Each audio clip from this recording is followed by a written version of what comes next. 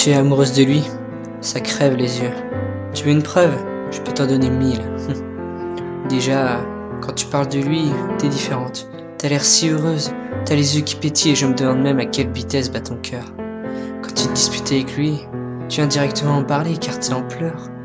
La seule idée de le perdre t'anéantit. Faux? Tss, tu t'imagines même pas sans lui. Même si parfois il t'arrive de perdre des sentiments, tu les as toujours. T'es amoureuse. J'ai pas raison. Et attends, j'ai pas fini. Tu le trouves craquant dans n'importe quelle situation. Tu le trouves supérieur à n'importe quel mec. D'ailleurs, tu ne vois que par lui. Et les autres, tu t'en fiches complètement. Dès que tu le vois avec une autre fille, t'es jalouse. Ouais, t'es jalouse. Et le pire dans tout ça, c'est que dès qu'il va pas bien, tu vas pas bien. Et que s'il est heureux, bah tu le automatiquement. Tu vois tout ça là, tu peux pas le nier. Car rien que dans ta façon de parler de lui, bah, tu pues l'amour. Même un aveugle pourrait le voir. Même un sourd pourrait l'entendre. Et même un muet pourrait le dire.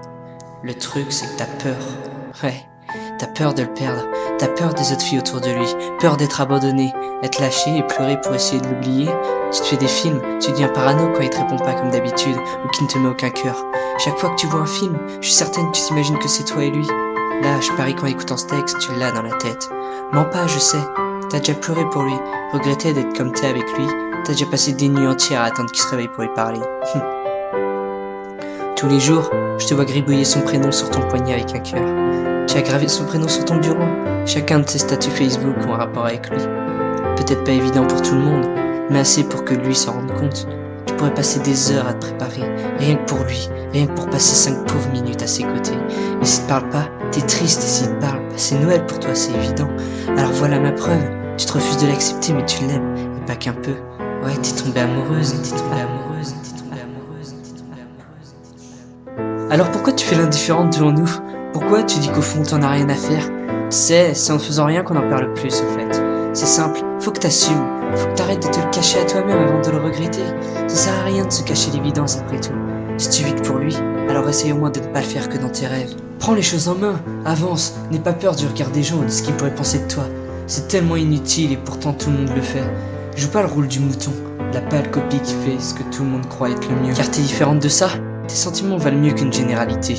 Eux, ils ne sont pas tirés d'une pensée éthique de ce système, ou bien encore de celle de ce monde, mais bien de toi. Car quand ils pensent, c'est pas tout le monde qui se serre le ventre tellement fort quand ils ont l'impression que des papillons vont en sortir quand ils t'envoient un message, hein. C'est pas eux qui ne pensent qu'à bien faire devant lui, qui se mettent la pression pour de si courts moments, qui peuvent passer des journées entières à relire les conversations. Ils peuvent rien y comprendre, y a que toi qui peux ressentir ça, et c'est pour ça que je te comprends encore moins. Ouais, que je comprends encore moins pourquoi tu t'efforces de le nier. Enfin, je vois quand même un peu ce que t'essayes de cacher.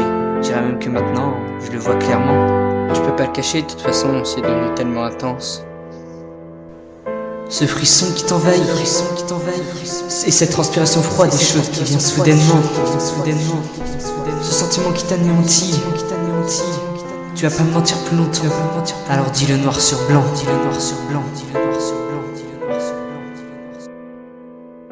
T'es morte de trouille et tu sais plus quoi faire, donc tu paniques et tu te dis que le mieux à faire c'est justement de rien faire, laisser le temps passer et te dire que ça partira. Mais t'es pas couchée ma pauvre, ça part pas comme ça, alors quitte à te prendre le mur, essaye au moins de tenter ta chance. Et si ça va pas, alors ce sera tant pis, mais si tu passes ton temps à regretter de ne pas avoir connu la réponse et qui finit pas avec une autre, ça fera encore plus mal je pense. Alors réfléchis bien et définis tes priorités, on verra ce que tu auras choisi. Tenter de réaliser ce dont tu as toujours rêvé, ou t'enfermer et te demander plus tard ce que ça aurait été si tu lui avais tout avoué.